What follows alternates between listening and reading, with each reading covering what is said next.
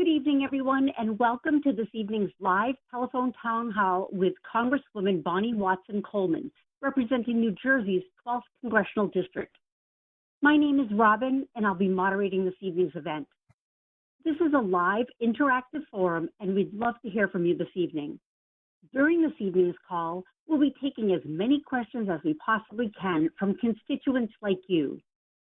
To ask the Congresswoman a question this evening, please press star 3 on your telephone keypad now or at any time during the call. And to join our email newsletter, press star 6. During tonight's call, you'll also hear poll questions. You'll simply press the number that matches your answer. Again, if you'd like to ask a question this evening, press star 3 on your telephone keypad at any time during the call. You'll be placed in line to speak with a member of our staff. That staff member will take down your name and your question. The next time you hear your name, it will be me inviting you to ask your question directly to Congresswoman Watson Coleman. And remember, you can press star 6 to subscribe to the Congresswoman's e-newsletter. You may also subscribe to the Congresswoman's e-newsletter online at watsoncoleman.house.gov. And if you happen to be streaming this event this evening, simply type your name and question below the streaming player. And now, without further delay, I'd like to turn this call over to Congresswoman Bonnie Watson Coleman for her opening remarks. Congresswoman, you are live and the floor is yours, ma'am. Thank you, Robin. Good evening, everyone, and thank you for joining us in this emergency town hall. Many of the residents from New Jersey's 12th Congressional District have called my offices with concerns about the Republican cuts to health care and the government shutdown. So, I'm holding this town hall to hear from you directly and to answer your questions. First, just a little background of how we got here. I sit on the Appropriations Committee, which handles federal funding. From June through September, the committee passed all 12 funding bills, and they were all terrible. They were divisive, full of giveaways to special interests, and so extreme that Speaker Johnson couldn't even get a majority of Republicans to support them in the full House.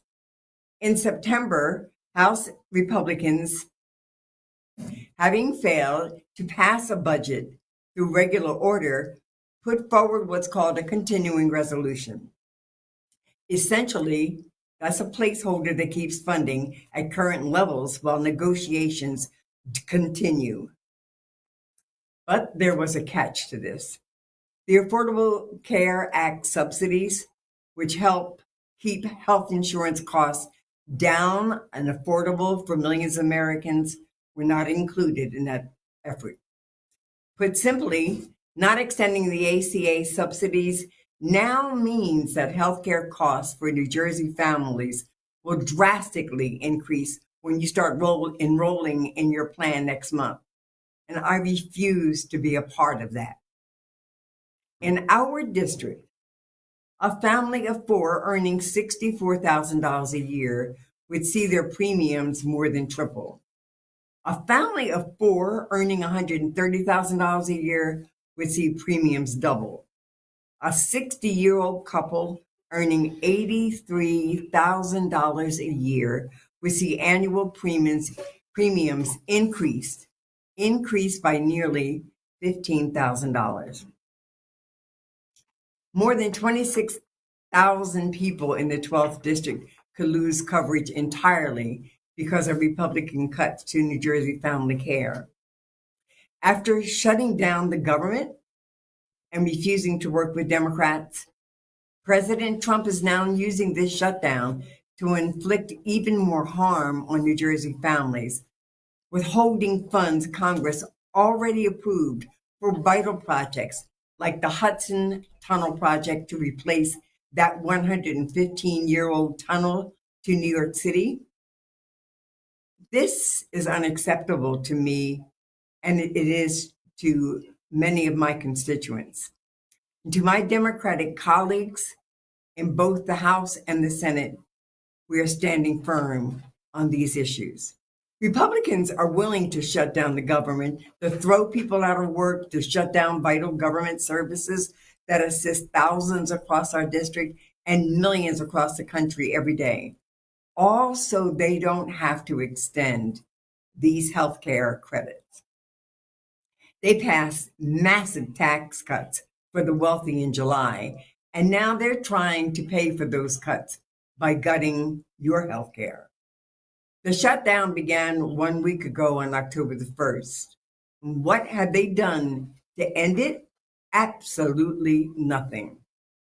Since then, no one has heard from congressional Republicans. Speaker Johnson has canceled votes. President Trump refuses to negotiate in good faith. His staff, has said they want to inflict as much pain as possible and are beginning to fire thousands of federal workers illegally. Programs like the Nutrition Program for Women, Infants, and Children, commonly referred to as WIC, will see an immediate reduction. SNAP, those recipients will be next if Republicans don't meet with Democrats at the negotiating table before the end of this month. Some preschools and school readiness centers will close as Head Start benefits will dry up. The Department of Veterans Affairs will close their regional offices and cease career counseling for our veterans. Alarmingly, the federal government will stop most safety inspections of food, drinking water, work sites, and hazardous sites. And if you're a small business owner, the Small Business Administration will not provide new loans to any businesses, even as existing loan payments will still be due. Airports, they will remain open as TSA agents and air traffic controllers are deemed essential employees. However, during the 2018-2019 shutdown, flight delays and cancellations began to pile up as the shutdown stretched on. The staffing shortages at the FAA that existed in 2019 are more dire today, putting more pressure on already overworked air traffic controllers. For most federal agencies, the impacts of the Republican shutdown will grow and become more dire as agencies run out of funding. And it's really shameful, absolutely shameful that Republicans were quick to skip town when they knew we were going to take a stand for the only ask we had of them in our negotiations, and that was protecting your health care while keeping the costs low. That's it. So I'm holding this town hall tonight to share what I know, to hear what you're experiencing, and to make sure that you know where to turn for help. My staff and I continue to work throughout the shutdown. Many of them are on this call right now, taking your questions. I hope that you'll stay on through the program and ask me any questions you have about this shutdown, how it impacts you, and what exactly is at stake when we return to the House chamber, hopefully very soon to vote.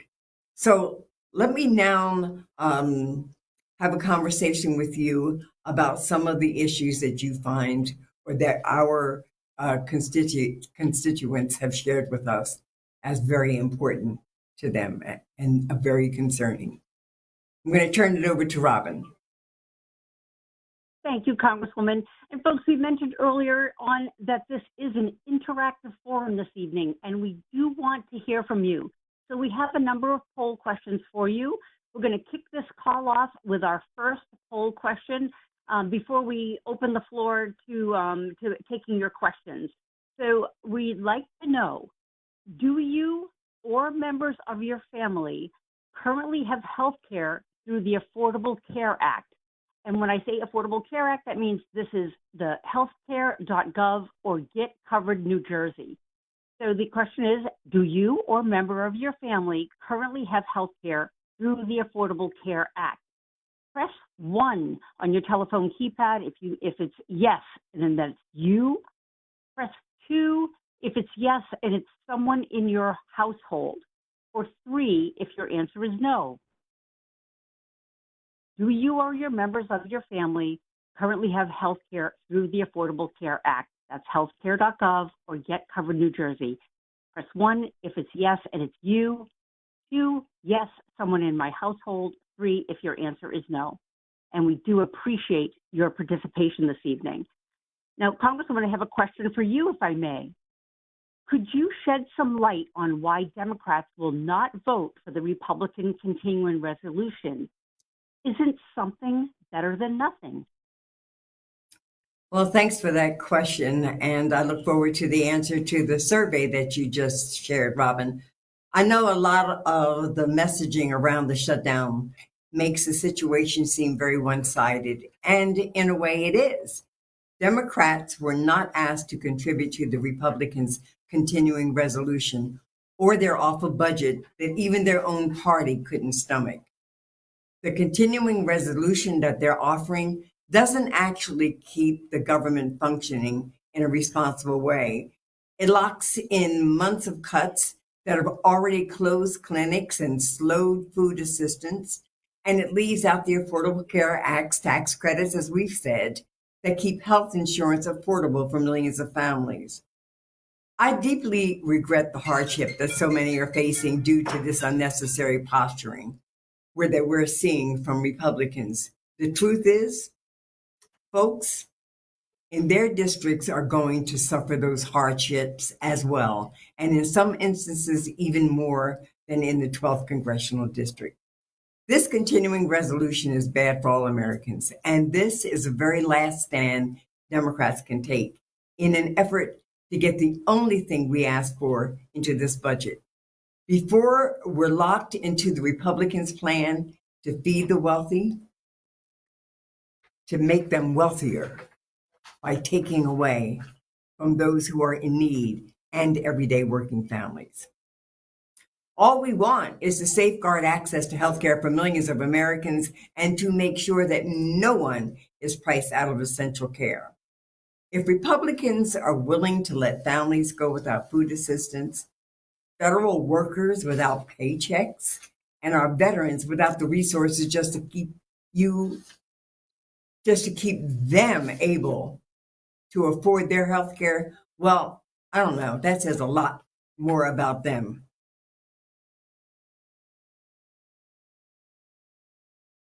Thank you, Congressman. May I ask a follow-on question, ma'am? In New Jersey, 12, and across the state, farmers and rural communities want to know, how long will this shutdown affect us?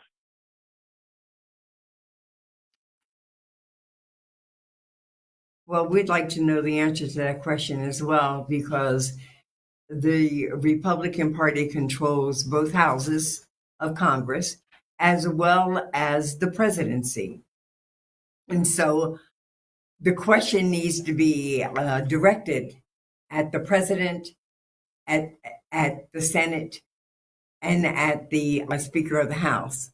We need to be asking them, when are you willing to come back to work and vote on behalf of the constituents in your districts as well as in my districts?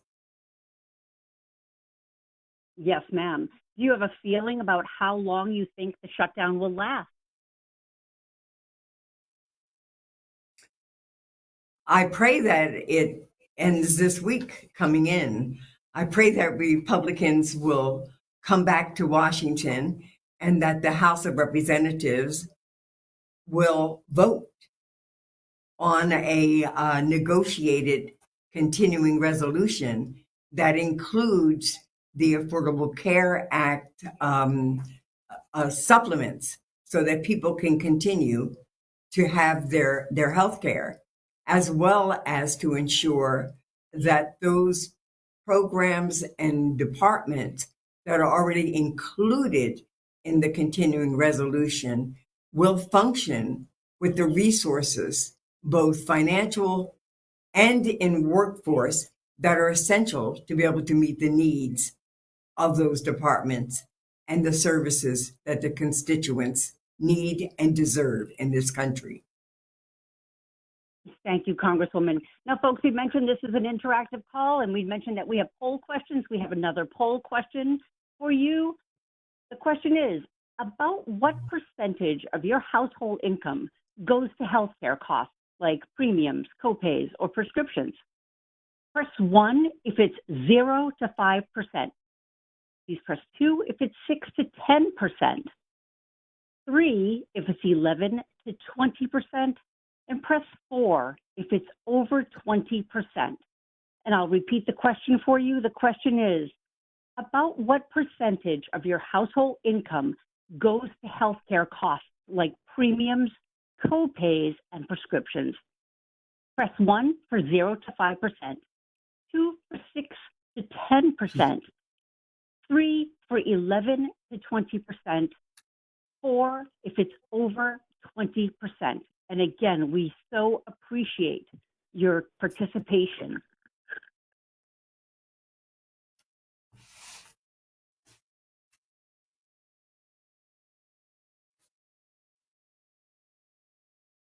And Congresswoman, we have some results. Would you like me to share them with you, ma'am? Yes. I'm very interested in hearing. Yes, ma'am. And they just, okay, so we've got, hang on, the results just skipped. Hang on, let me see if we can get those back for you.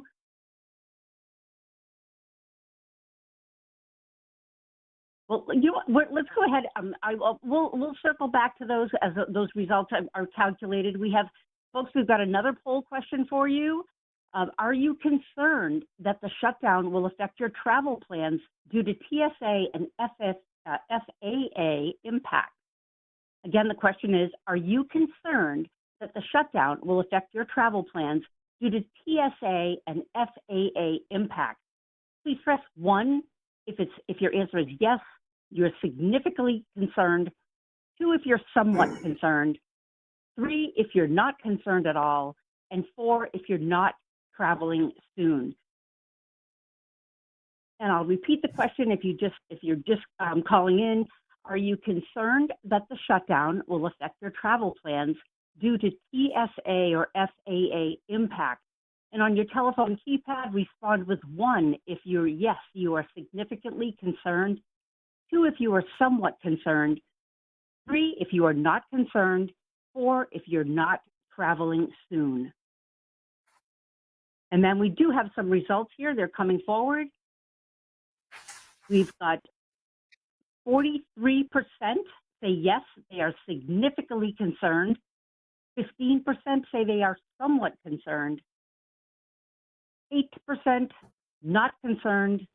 38% not traveling soon.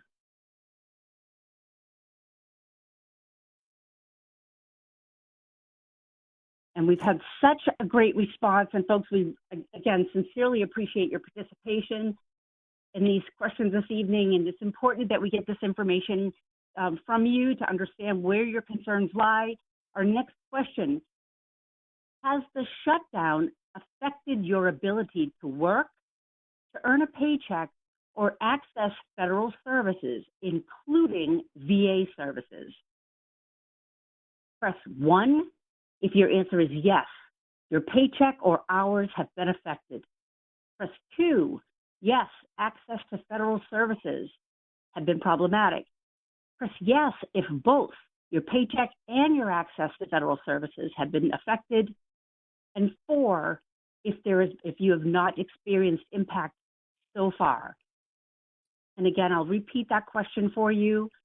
Has the shutdown affected your ability to work, to earn a paycheck, or to access federal services, including VA services?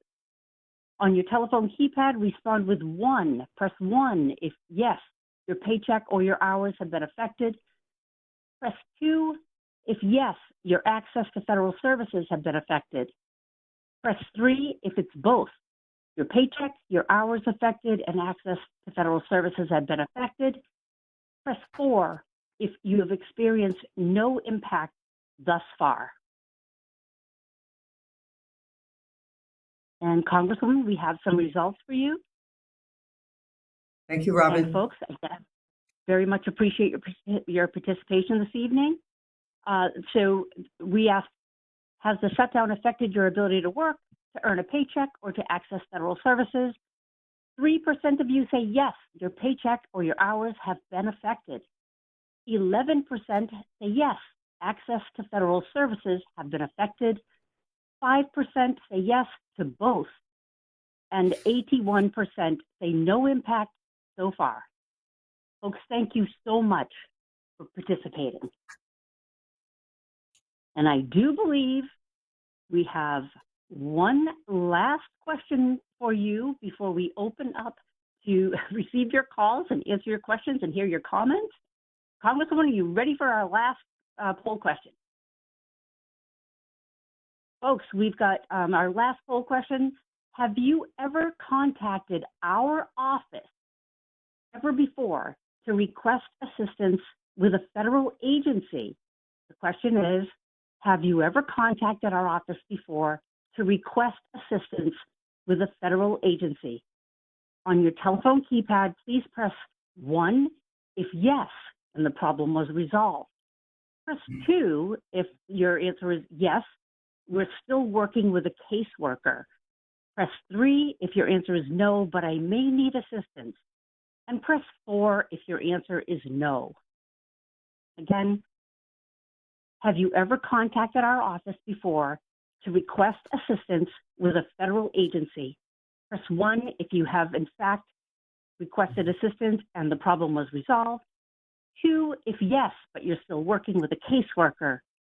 3 if your answer is no, but you may need assistance.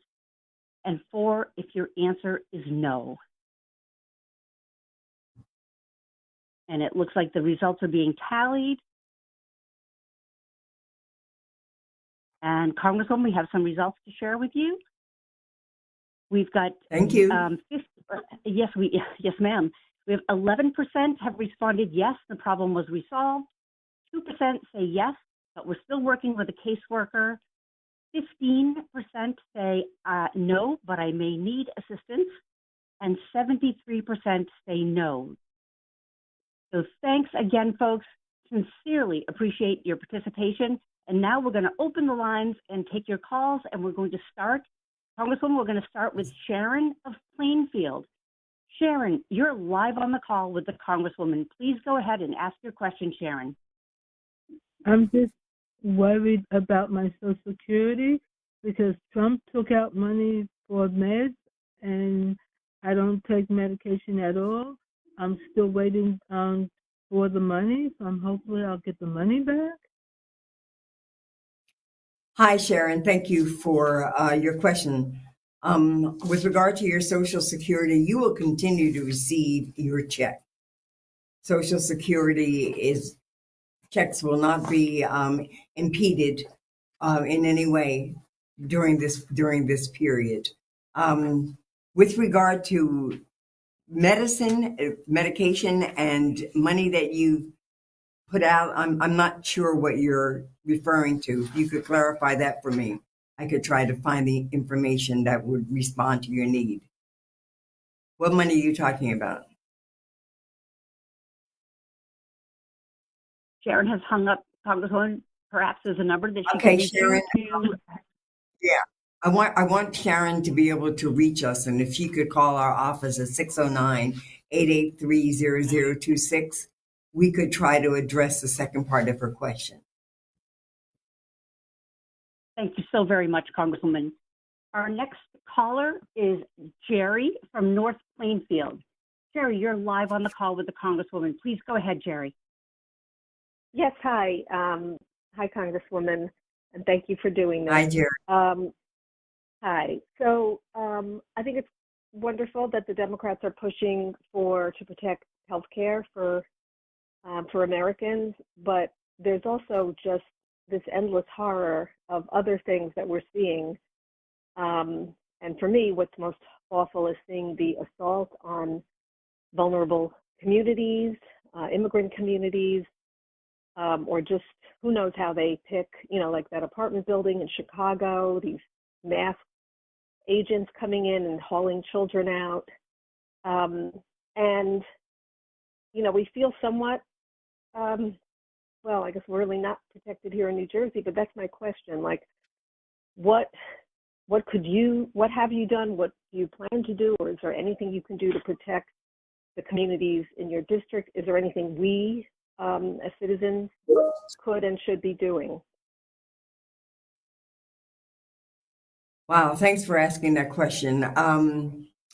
So New Jersey may not be seeing the kind of intense action that's taking place against citizens in LA or or threatened in Chicago or Portland or other places, but we do have ICE agents interfering with everyday people who are trying to go to work, even in New Jersey. We have a person who is assigned to that issue, who works with all of the nonprofits who are advocates and lawyers to make sure that our immigrant community understands their rights. We try to make sure that we show up when we can, when something is actively taking place. We have spoken out, asked the Homeland Security Department over and over again about the way ICE has been acting in parts of our country. We think it's un-American. It's designed to intimidate. We are considering legislation right now to try to place more boundaries around how ICE functions and the disrespect that it is accorded and the danger that it is accorded in our communities. Jerry, this is something that we all have to stand up against. And we see that where neighbors and communities have stood up, ICE has run with their tail between their legs because they're cowards. We're not going to be intimidated in the United States of America by these cowards or by this shameless president or his minions who don't care about our freedoms and our rights. So we must continue to show up. We must continue to protest. And you know what else we need to think about doing? This is my personal issue here. Jimmy Kimmel is on TV, not because his fans all hollered, but because his fans decided to strategically decide what they were going to spend their money on.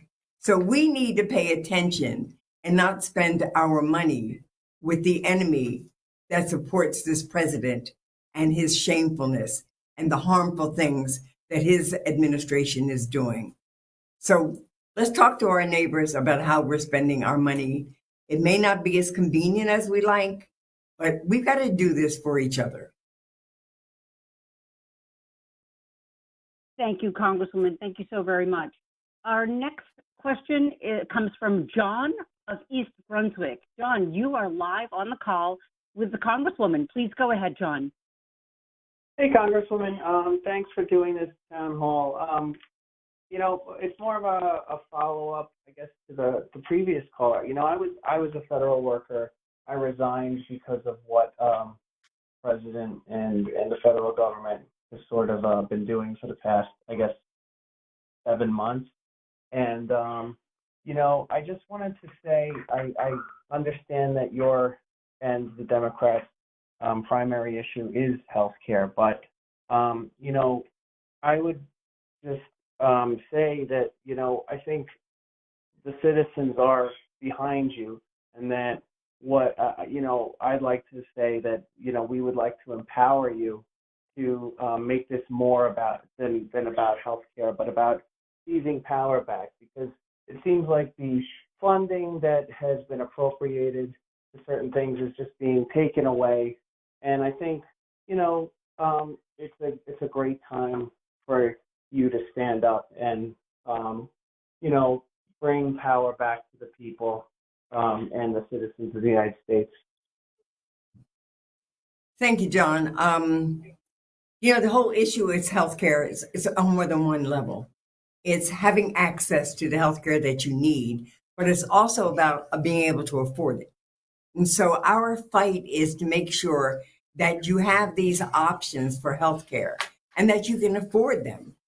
But the same thing is true in the continuing resolution that has been advanced by the Republicans without any negotiation, any input, any consideration coming from the Democrats. And so there are numerous issues there that are going to affect services, access to resources, as well as affordability issues, whether it's going to be housing, healthcare, or anything else. What we're fighting is an administration that is hell-bent on taking from those programs and those resources that are needed by working families and poor families and disabled families and veteran families so that they can put more money into their billionaire pocketbooks. And that's disgusting. And that is something that we stand up against. And we recognize that while we're highlighting the issue of healthcare, the care that is important to the well-being of our communities even goes beyond that. And the issues in the CR are problematic to that extent. So healthcare and cutting costs, vitally important. Thank you for raising it, John. And it is about giving the power back to the people.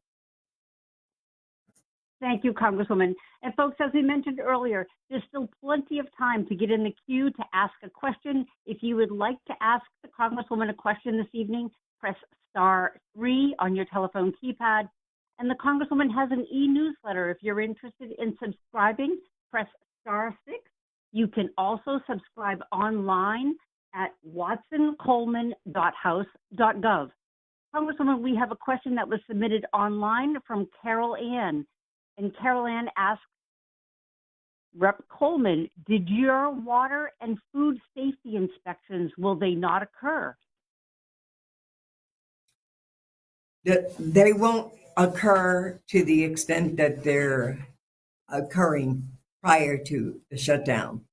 My understanding is that there will be inspections in certain areas. Let me look at some information for you because there's a couple of things I want to share with you. With regard to food and water, understanding is that food coming from international routes is going to be inspected. But the kind of inspection you expect at your supermarkets and at your poultry farms and other plants, well, that's going to get negatively impacted the longer that this shutdown goes on. With regard to like checking Superfund sites and other pollution areas, all that stuff is going to stop as this shutdown becomes more protracted. So, yeah, our safety and security, the things that we've taken for granted, are negatively impacted by this shutdown. And if it goes on much longer, we will unfortunately feel the harm of it even more. Thank you, Congresswoman. Next question comes from Kyler of Old Bridge. Kyler, you're live on the call with Congresswoman Watson Coleman. Please go ahead, Kyler. Hey, Congresswoman, it's Kyler Deneen. I ultimately, what I'm asking is it really just feels like Republicans are playing this game of chicken right now. And I don't understand it because even though these cuts that they're trying to push through would hurt our district, there are so many more Republican congressional districts that when you look at the demographics of them, it would hurt those districts even more than it would hurt our district. And they're not popular either. You know, not only do the vast majority of Americans not support cuts to ACA, the majority of Republicans, everyday Republicans, don't support those cuts either. And I don't understand what they think is going to happen when if they did successfully pass those cuts and people are seeing their premiums go up and people are seeing, cuts to Medicaid and all these other things in these heavily Republican districts that depend on these federal services. And what I wanted to ask you was, when you're dealing with your Republican colleagues in the House, and I know that so much of this is tied up in the Senate, but when you're dealing with your colleagues in the House, is there any kind of semblance that you're getting about what the longer-term plan for them is and why they're doing this in the longer, bigger picture of things? Yeah, Kyla, thank you. I don't understand their strategy here either, because I think that the polling is showing that Republican cuts are not popular, that the Republicans are responsible for the shutdown, and that the things that they're trying to do are unpopular and will have a negative impact in so many ways on your life. For instance, Medicaid cuts that they're proposing that they become they become live the month after the midterm elections. That's just to escape the harm that could possibly be shown during the elections of these members next year. But you're right. You're right about the fact that Republican districts in a lot of the red states, those districts get more federal resources than New Jersey does. We're a giving state. They're a receiving state. They have people that are on every type of supplemental assistance that we could deem necessary in federal government, and they're entitled to it because this is America, and there should be a floor beneath which no person or no family should have to live in this country. I don't know what their strategy is. It makes no sense to me. I think that their strategy is losing. I think that their actions are evil and mean and harmful. And I think that they're being seen for who they are. Thank you, Congresswoman. Next caller is Ram from Somerset. Ram, you are live on the call with the Congresswoman. Please go ahead.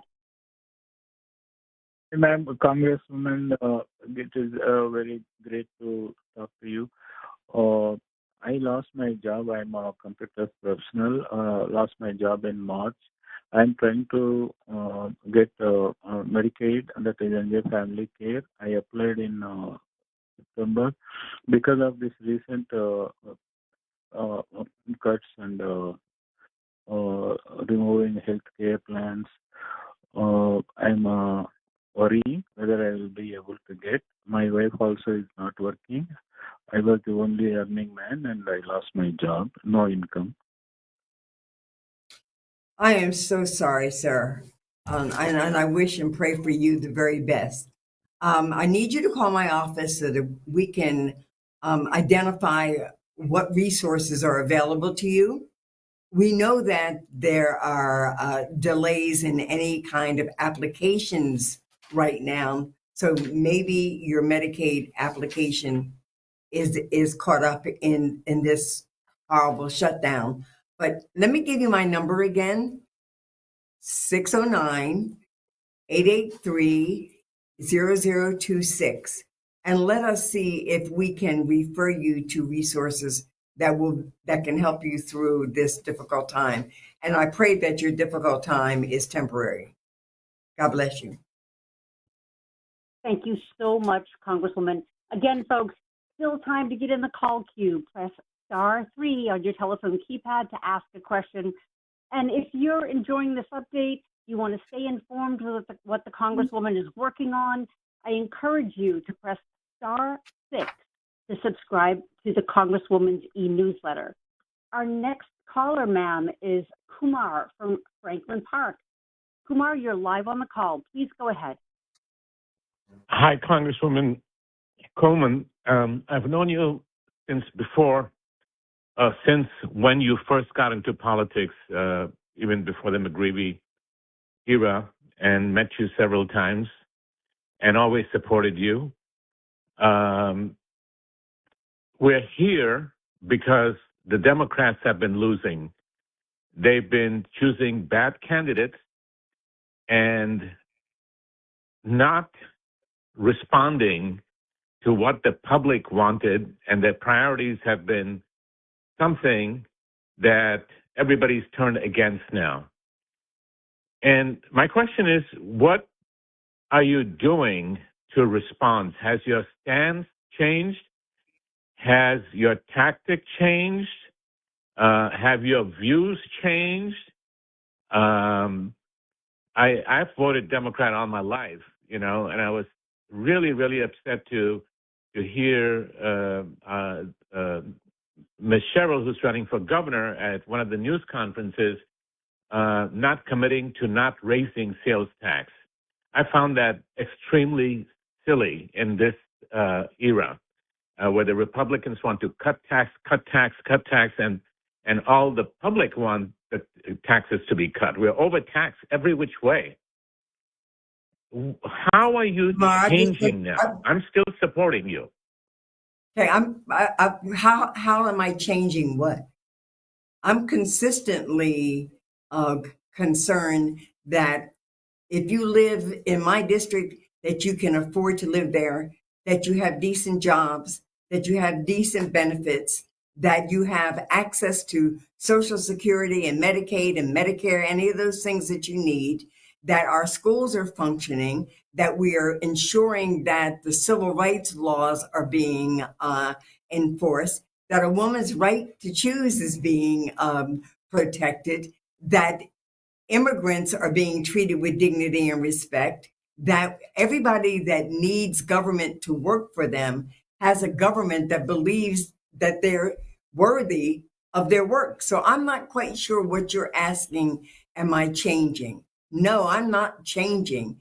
And I don't think Democrats should be cast aside when you've got an administration here that's taking away resources in every program and every department that brings any service to you, from HUD to DE to EPA to agriculture to housing to judiciary. It's got more scandals than it's got days of the week. It in your face is taking resources away from needed communities, working people, poor people, elderly people, so that they can make rich people even richer. So I'm not sure why you say Democrats are not standing up for the issues that impact your quality of life, your safety, and your security. That's number one. And in the state of New Jersey and in the last presidential election, I think there were some excellent candidates who were running, particularly Kamala Harris at the top of the ticket. Thank you for calling me tonight, though. Thank you, Congresswoman. Next question and next caller is Bertha from Ewing. Bertha, you're live on the call with the Congresswoman. Please go ahead, Bertha. Hi, Congresswoman Watson. Can you hear me okay? I can. Very nice to hear from you. I have worked with your office before. You have a great crew over there in Ewing. I'm right down the street from you. You know, I think I recognize your voice. Anyway, my first of all, I have a two-part question, but I wanted to respond to the previous caller, Kumar, who I believe may be on a personal issue, may be misinformed about a lot of things. I've been a lifelong Democrat. I'm over my 60s, and I'm telling you, Democrats have been consistent since day one. That's the first thing. Back in 2024, when Kamala tried to warn everyone, what was coming, she discussed Project 2025 in explicit detail to those people who would listen. Many people chose not to listen to her, and now this is what we got. Kumar, you want to talk about taxes and everything? Who you think pays for the tariffs? That's all coming from Trump. His entire administration is fraudulent, and they cannot be trusted. So, Kumar, I think you need to do research, and the candidates are you feel better now? Yes, I do. You feel better now? Okay. I'm sorry. It's just that that's just okay. bothers That's me. Okay. Because the warning was there. Problem. The warnings were there. Anyway, the question is regarding like the air traffic controllers.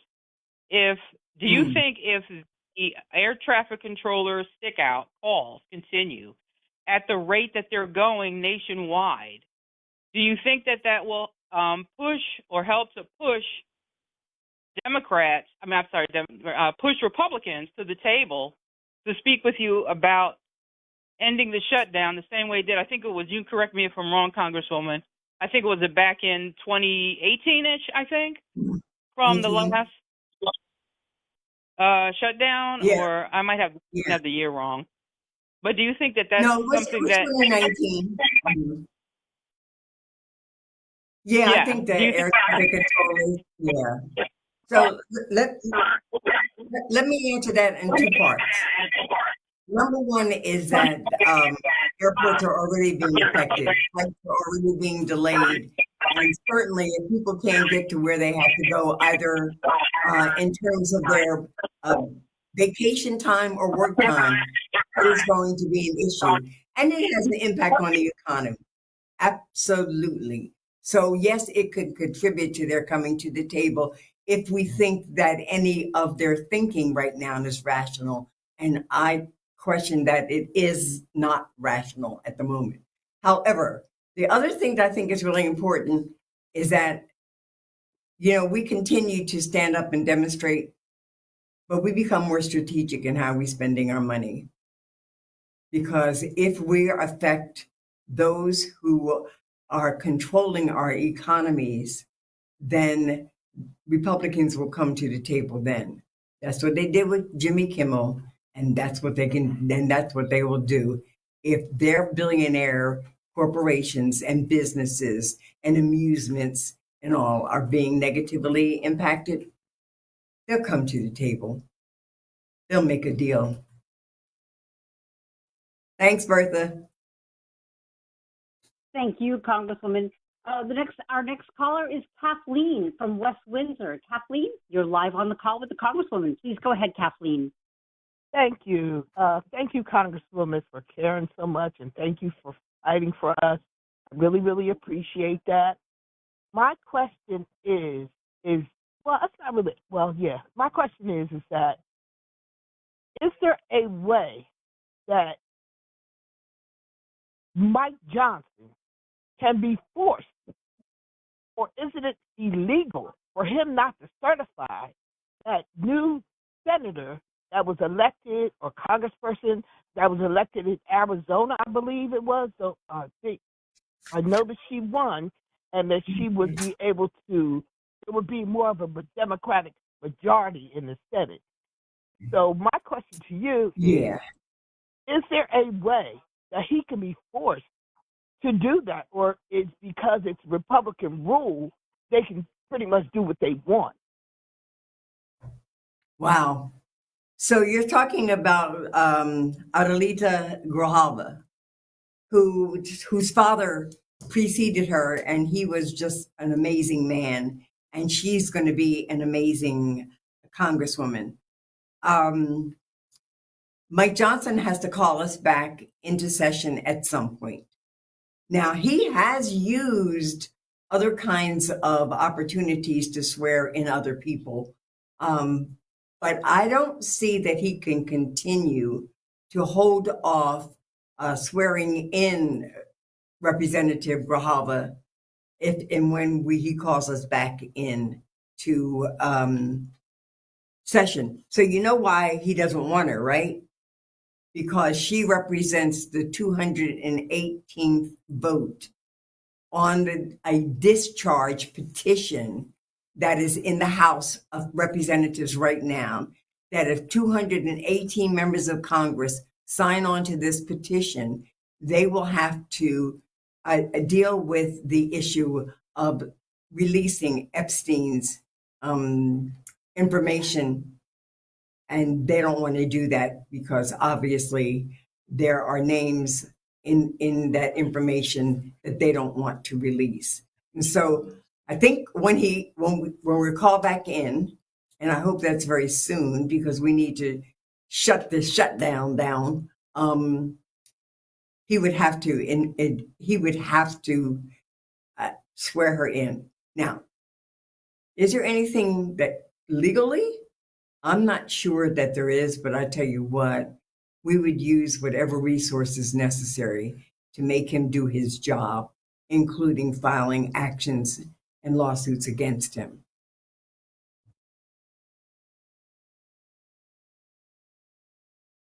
Thank you, Congresswoman. And folks, we are creeping up on the top of the hour, but we do have time for one last question.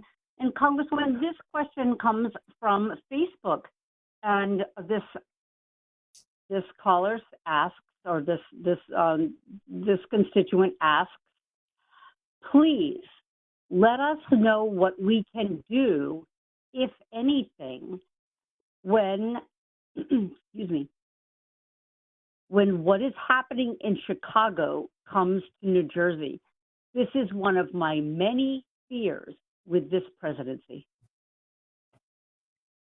Thank you for that question. I think that with this governor and this attorney general in the state of New Jersey, we will use all of our resources and any action necessary to make sure that if ICE comes to New Jersey, that it treats our residents and our immigrants and our citizens and our immigrants with the kind of dignity and respect that they deserve. But you know what? Communities have to stand up also. And we've seen where ICE has gone into communities and communities have risen up and shielded individuals that ICE was trying to get. And ICE, like I said, haul tail out of the community. I promise you that in the state of New Jersey, that our governor and our attorney general will use all of their resources available to them, including litigation, to ensure that our residents are not being harmed by ICE. Thank you, Congresswoman. And ma'am, please forgive me. We're going to squeeze one more in, if I may. We've got Elaine from Princeton Junction. Elaine, you are live on the call with Congresswoman. Please go ahead, Elaine. Thank you very much, and thank you, Congressman, for having these telephone town meetings. I want to, a previous caller asked, what are you going to change and what can the Democrats change? There is nothing that needs to change in the message. We are Democrats, and we believe to our core that this is the right way to live and deal with one another. What must change is publicity, publicity, publicity, the message. A simple message about every single item on the agenda. We don't have bad candidates. We have bad publicity. And if you could take that back to your fellow Democrats in Washington, look what happened to Kamala Harris, and look what might happen to Mikey Sherrill. Kamala Harris did not have much time to prepare, yet Mr. Biden all along did not tout, did not explain, did not show, or perhaps the Democrats did not show the many good things in the program and the many good things that she brought. Each and every Democrat serving in New Jersey and all across the nation must have a great publicity campaign to show far and wide on every single medium in the country what is being done and how awful the Republican platform is. Candidates need to be groomed so that Ms. Sherrill cannot say something ill thought of. Candidates must be prepared by professional people so they look professional and ready to serve and ready to give the answers that are needed. And they can't be trapped by a. So Elaine, I could listen to this question and this discussion for a while, but we have to sign off very shortly. But let me just say, I agree with you. We're working on our message. We're trying to be on every platform. We're trying to say the same messages about affordability, accessibility. It's about scandals. It's about making sure that there's a floor beneath which no family or person should live, all that stuff. But we also need money. We need money to be able to pay for advertising, to pay for the kind of presence that Mikey needs and that other candidates need. So anybody who is willing to you can give to the House of Representatives, you can give to the Senate, you can give to the state party in support of the candidate of your choice. It's important to recognize that Republicans find a short phrase which contains lies, and they repeat it. And Democrats' biggest mistake is we're trying to explain stuff. So, you know what? Call your reps, tell them, call your friends, make sure they vote. If they've got something that you want to share with them, go on and share it with them. But we've got to protect this democracy because it is hanging in the balance. This president wants to be a king. There are no kings in the United States of America. Thank you, Congresswoman. I invite you to share your closing remarks, ma'am, before we wrap up. Well, Robin, thank you for your hard work. And thank you to everyone who's joined us tonight. I hope that this emergency town hall had shed some light on the current situation in Washington and how it impacts us in New Jersey, and particularly in the 12th. We're in a time of uncertainty, and I want to reiterate to everyone that our office will be working through this shutdown, and Democrats in Congress are doing all we can to reopen the government and to make sure that our families aren't priced out of essential health care. Please remember that you can always reach my office for assistance with federal agencies and for questions or feedback you may have on the work that I do when I am in Washington. And you can follow me on Facebook, X, Instagram, and Blue Sky, where I am at Rep Bonnie, as well as sign up for my e-newsletter that goes out weekly, monthly. I need you to stay informed, and I will keep you informed. As I learn more, we will have more conversations in the very near future, but pray for our country and pray that this shutdown ends quickly so that our workers can get back to work, our services can be restored, and we won't have to fear for one another in the United States of America. God bless you and thank you. Thank you, Congresswoman. And again, everyone, thank you so much for joining this evening's telephone town hall with Congresswoman Bonnie Watson Coleman. Again, we appreciate your responses to our poll questions. And if you'd like to stay up to date on the Congresswoman's work, please follow her on Facebook, Instagram, and X at Rep Bonnie. And please, if you'd like to subscribe to her newsletter, you can just stay on the line and leave your name and email address after the tone. You can also subscribe online at watsoncoleman.house.gov. Thank you and have a blessed evening. Good night.